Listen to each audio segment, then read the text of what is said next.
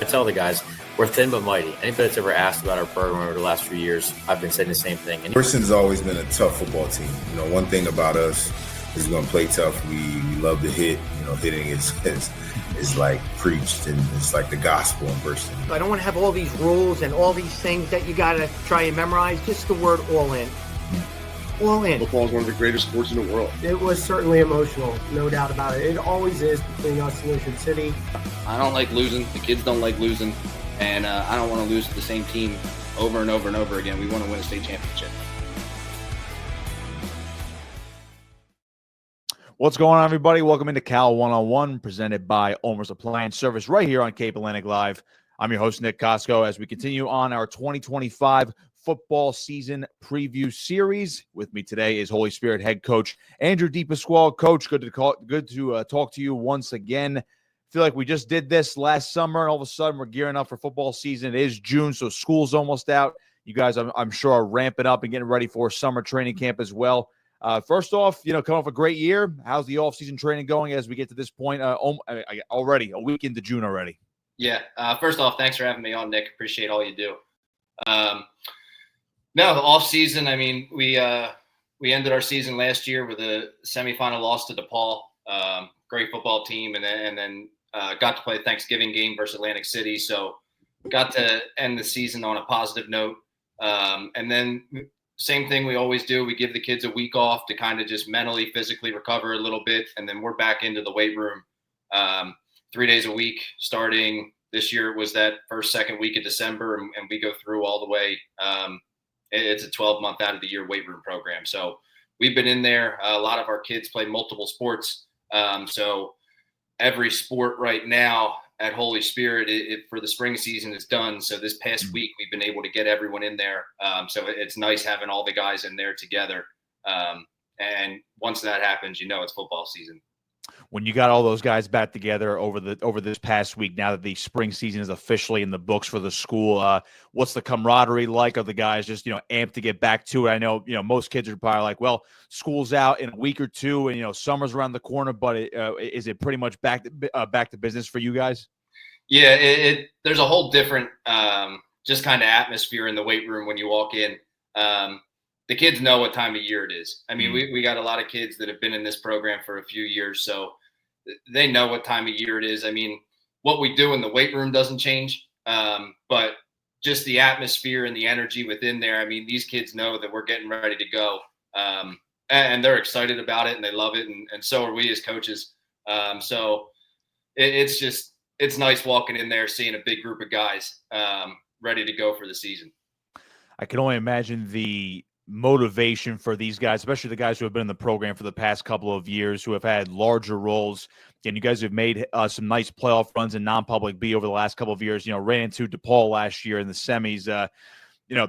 As we see all the time in our intro, you guys are on that state championship chase year to year, and you've had a lot of success in your few years as head coach of the program. It's the same thing, in 2025. How do you get that message across this year now for these kids, knowing that, that you guys do bring a lot back? There's a lot of, key cogs back for this upcoming fall. How do you get that across? Is it like, all right, day one, we know what we're doing, or do you kind of let it gradually happen as you transition, from the weight room into training camp? You kind of take each year differently. I mean, you go into it with a plan every year, kind of an idea of what kids you got, what you think you can do, what you can't do. And that's the benefit of starting in the summer. I mean, you can kind of experiment with a bunch of different things, see what works, see what doesn't. And then kind of, like I said, once you find something that works, you just kind of build on that and grow with it. You don't want to keep asking kids to do things that they can't do, or else you're not going to have a lot of success. So these kids know who we're going to play in the playoffs, whether it's DePaul, Red Bank. They realigned groups A and B, so there's a lot of different teams that we played over the years. But Immaculata, you go down the list. I mean, everybody can play. You got to bring your best game when it comes to the playoffs. And we ran into a juggernaut last year with DePaul. Coach Campanelli does a great job up there. Great team. So these kids know what level we need to be at. And that's kind of what fuels us throughout the off season is we see where we need to be. And we saw last year in the semifinals, we weren't there yet. And we went 9-2. That's great. But at the end of the day, or 10-2, it's not enough. I mean, our goal every year is to win a state championship. And unless we do that, it's just going to fuel the fire for the next year. Does it help knowing that you get that rivalry game on Thanksgiving still against Atlantic City, still one of the few Thanksgiving games in South Jersey and pretty much statewide at this point? You know, your first 3 years as head coach, 9 wins, 10 wins. So you guys have hit the ground running pretty much every year. And then unfortunately have run into the, as you just mentioned, juggernauts like DePaul or a really good Red Bank Catholic team in the playoff semifinals. But you end the season on a high note with these wins over Atlantic City, which basically is a crosstown rival, you know, right down the street. Does that give you that extra jump into the offseason saying, all right, you know, we ended on a high note, you know, we don't have a bad taste in our mouths, so to speak, but it at least allows us to get a jumping off point for the next season? Yeah, I don't know how much the Atlantic City game changes your demeanor going into the offseason. And also it depends when that Atlantic City game's played. I mean, yeah, I know it's always Thanksgiving, but if we're in the state championship, and we've had this in years past where we have the state championship the week after the Thanksgiving game, I mean, that doesn't change how we approach the Thanksgiving game. I mean, the kids know, don't lose to AC. That's just the game's been going on for 96, 97 years. I mean, that's the motto, and it doesn't change. But the Thanksgiving game, and I know I'm probably in the minority with this. I love the Thanksgiving game. I couldn't imagine Thanksgiving morning without football. And I think very few times in sports, you don't necessarily know when the last one is. And I think the Atlantic City game gives kids an opportunity where you tell them, hey, play every play like it's your last. And when you play that Thanksgiving game, you either know that's your last game or you know that the state championship, the one after, is the last game. So I love it for the seniors and the fact where, hey, you really get to live to that quote of play it like it's your last game, because you know it is. And a lot of times in sports, you don't know when that last game is going to be. So I love the Thanksgiving game. I know more and more people are doing away with it, and that's not so much the team's fault. I understand that's how kind of the schedule works right now, where they're kind of hoping you get away with it. But as long as I have a say in it, I don't want it going anywhere. Yeah, I agree with you there. It's, you know, maintain tradition, you know, despite the changes to the football schedule. Just one more on, you know, your early tenure now here at Holy Spirit going into year 4. You know, I mentioned before 9 wins, 10 wins. So there's been a sustained excellence since you took over for Coach Russo full time. And it's, to me, it's interesting because the way you've implemented, I guess, your style in the program, taking what you learned under Coach Russo, then, you know, adding a few more things. You have a veteran team coming back this year, and of course, you lost some pieces as you will do every year with the senior class. What have you noticed over the last 3 years now going into year 4? You know, this is your first full class for the class of 2026, and also some other guys who you've coached in the program now for a handful of years. What have you noticed from year 1 now going into year 4, where you guys have been able to maintain this model of excellence and, you know, being one of the top teams in South Jersey and being a regular playoff contender again? I think ultimately it starts with who are the leaders on your team. If you have good leaders, it changes the whole dynamic of the season. When you're a coach and you have to be the one to deliver the same message and just implement what you need to get done every day, it's so much different when it comes from your own kids. And right now, like last year, we had great leaders. We had 4 great captains last year that did a good job. Just kind of steering the ship and making sure everything was good. And right now we're looking for leaders. We got an idea of who they'll be, but once we get out on the field, then we'll find out. But if you have good leaders, that sets you up for success immediately. And the coaching aspect, I mean, what I've learned over the past few years is you better be able to adapt to whatever's going on, and you better be able to adapt quick. Whether that's play-by-play during a game or whether that's from practice to practice. I mean, if you're not able to adapt and you're just stuck doing the same thing, you won't have a lot of success. Always need to be able to adapt to adversity, changes. I mean, injuries happen, everything happens. You just have to be able to adapt, and you got to be able to rely on your leaders to extend that message. I tell the kids every year when we pick the captains at the end of the year or the end of the summer, you are now an extension of the coaching staff. So when problems arise within the team or anything happens, I mean, things always come up on every team. You are the ones that will take care of it. And when you have guys that can do that, it's great. When you don't, it is what it is, but you always hope that you do. I've asked a couple coaches this. I think most coaches let it be a player vote. Is that how you guys operate for captains? Is it a mix of coach vote and player vote, or do you leave it solely up to the players to determine, who's going to be representing the team as the team captains in 2025? This is every coach has their own philosophy. I pick the captains, and I base it off a lot of things. Like I said, we're a 12-month out of the year program. Yeah. So you don't get to be a kid that's there for 3 months and be a captain.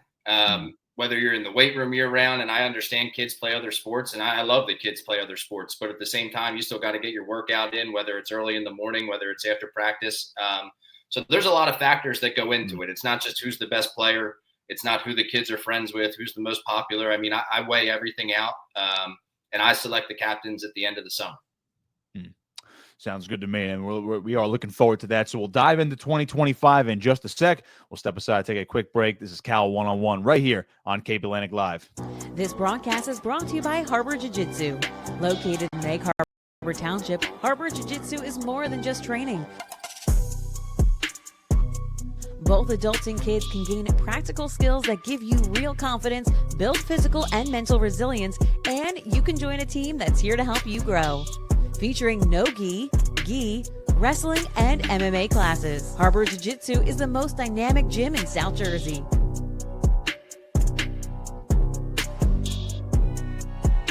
For more information, check out harborjiujitsu.com.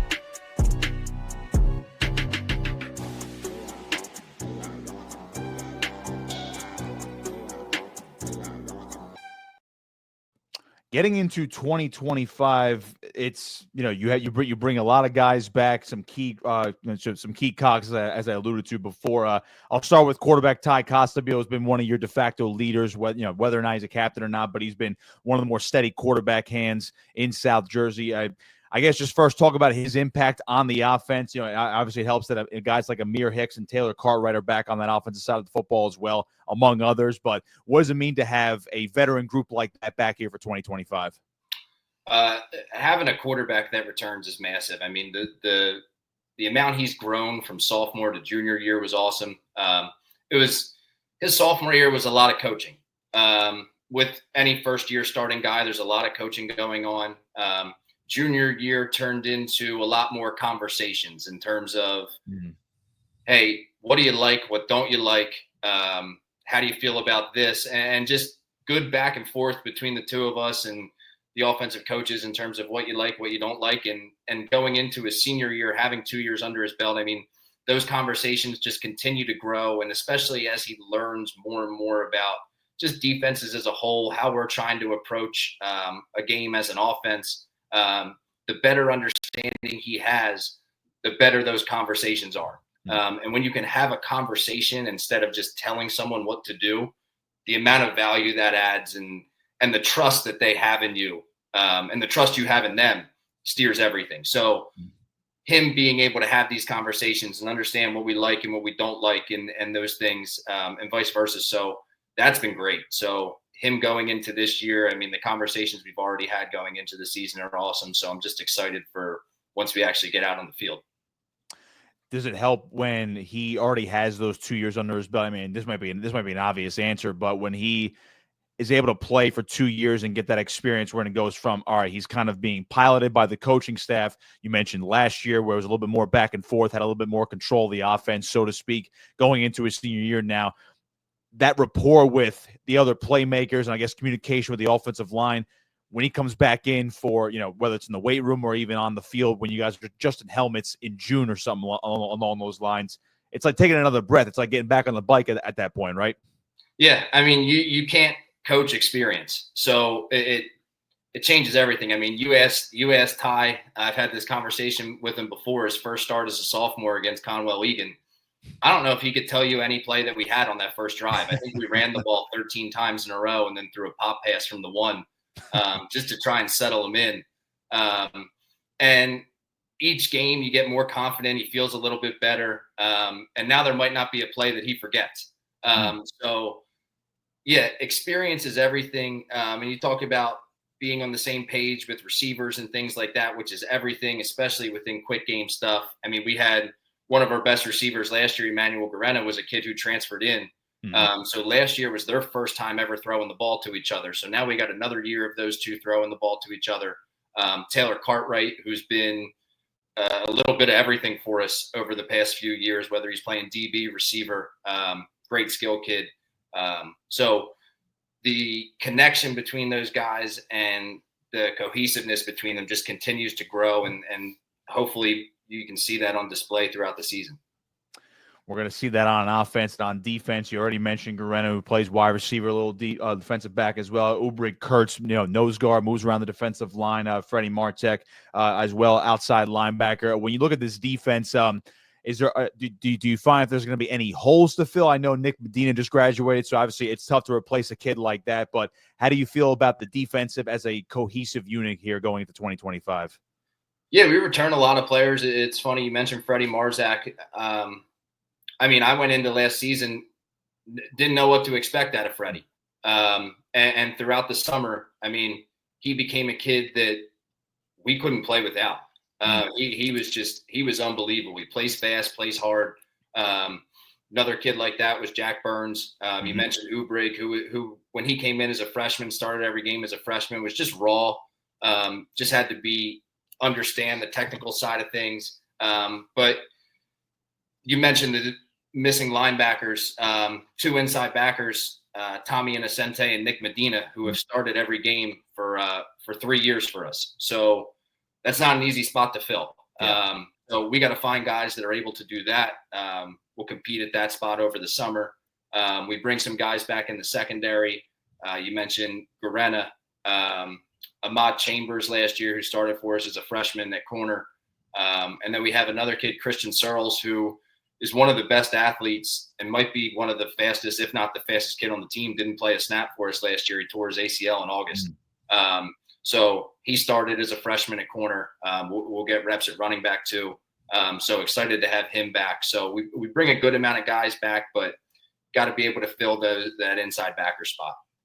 This is a bit of a two-part question now that you brought up Christian Searles, and I remember hearing his name the other year, and then, of course, misses the entire season last year.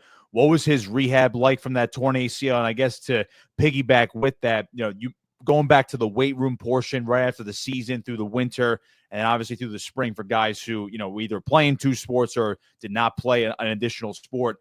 Did you notice a lot of jumps from certain guys, maybe in their max numbers, or I guess maybe just the way their bodies are forming? And it's like, okay, now this guy's filled out. He's going to be a phenomenal backer, or he's like a more, better sized tackle, for instance. So how did those two things manage to go throughout the last 6+ months or so? Yeah, as far as numbers are concerned, our kids have put up great numbers in the weight room. You mentioned some guys that really jump out in terms of weight room strength. Freddie Marzak was one of them. Jack Burns was one of them. Lineman Hunter Rogoski made some great gains in the weight room. And then you talk about Christian Searles, who looks like he only probably worked out arms the entire time he was rehabbing his knee. So I'm telling you, he looks pretty good. Yeah. But we just got to be able to get him back into shape. He actually got cleared last month, started doing some full speed running and things like that. So we'll ease him into the process of playing this year. Want to make sure he's healthy. But no, another kid, Amir Hicks, has had a great off season. It's funny. You see pictures of these kids and they come in as freshmen, and you see how they transform over the 4 years, and they look back on it, and they're doing a great job in the weight room. So I give a lot of credit to those kids. Yeah, it's comical, but obviously it's awesome to see when these guys are going from, they're coming as 14-year-olds and they're leaving high school as or going into their senior year as 17, 18-year-olds, and all of a sudden it's like, oh, that's a grown man out there playing football at this point. Going back to Tai Kabio just real quick, because he's on the cover of your guys' schedule graphic, and a couple scheduling tidbits for you guys. Opening up with Northern Highlands at Battle of the Beach at Ocean City. That's on August 28th at 10 a.m. So first of all, 10 a.m. kickoff. You cool with that, or were you like, man, we probably preferred maybe 12, 3, or 7 o'clock? To be honest, I mean, a game in August in the end of the summer, 10 o'clock might not be the worst. 3 o'clock game might be pretty tough. And I think we're going to have a hard time getting a better time slot when you're going up against Bergen Catholic and IMG. So we might be at the bottom of the barrel on that one. I don't mind the 10 a.m. game. Selfishly, we're 10 minutes away, so it's great for me or for us. Northern Highlands has a little bit of a trip.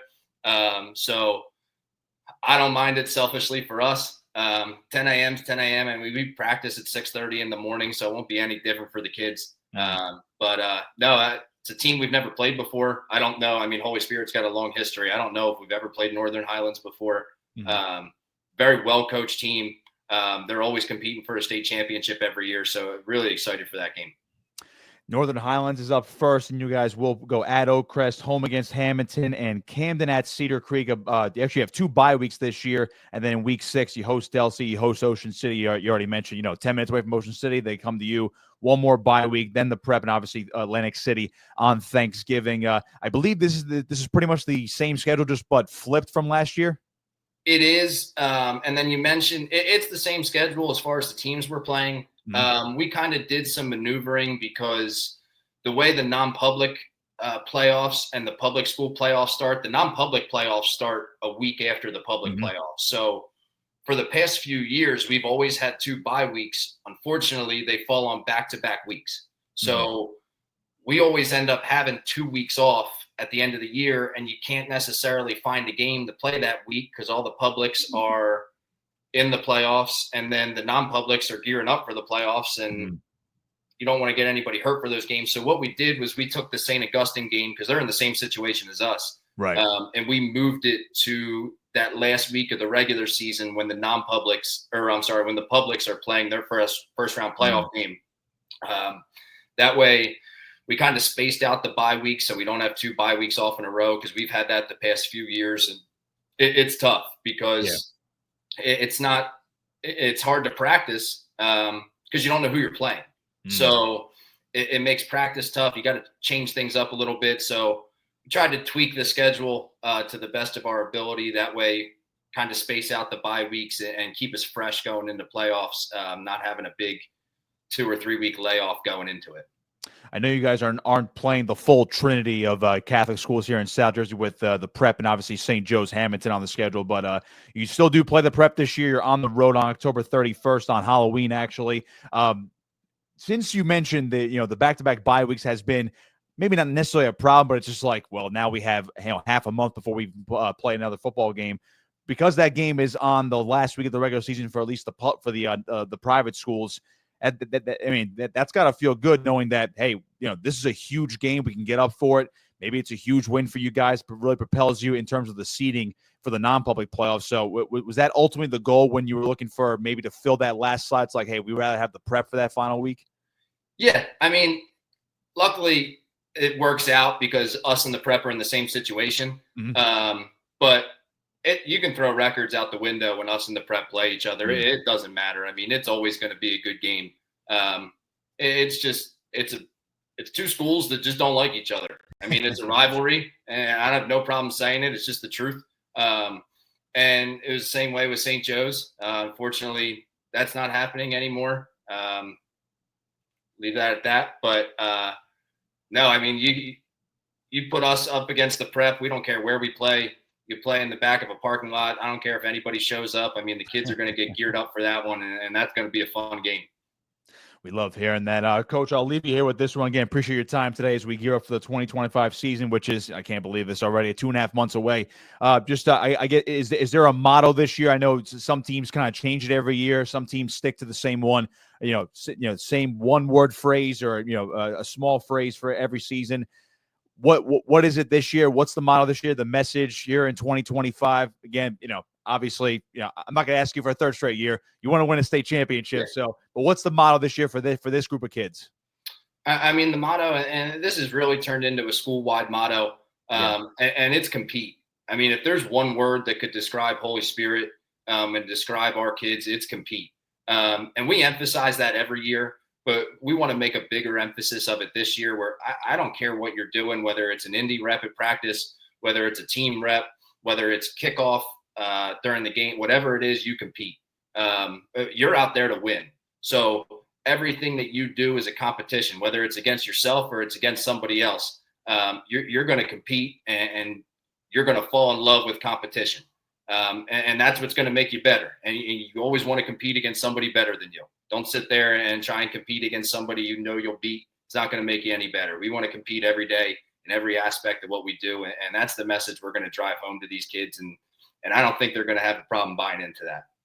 Competing every day. Andrew DiPasquale with me here on Cal 101. Holy Spirit opens up the season in Ocean City, the Battle of the Beach on August 28th at 10 a.m. against Northern Highlands, making that trip down to South Jersey. Coach, appreciate the time as always. We will talk again as the season gets a little bit closer. And again, good luck this year. Good luck the rest of the way in the summer as well. Hopefully it's a productive training camp for you guys as you lead into the end of August. Thank you very much. Really appreciate you having me on. Andrew DiPasquale with me here on Cal 101, presented by Ulmer's Appliance Service here on Cape Atlantic Live. We'll see you next time.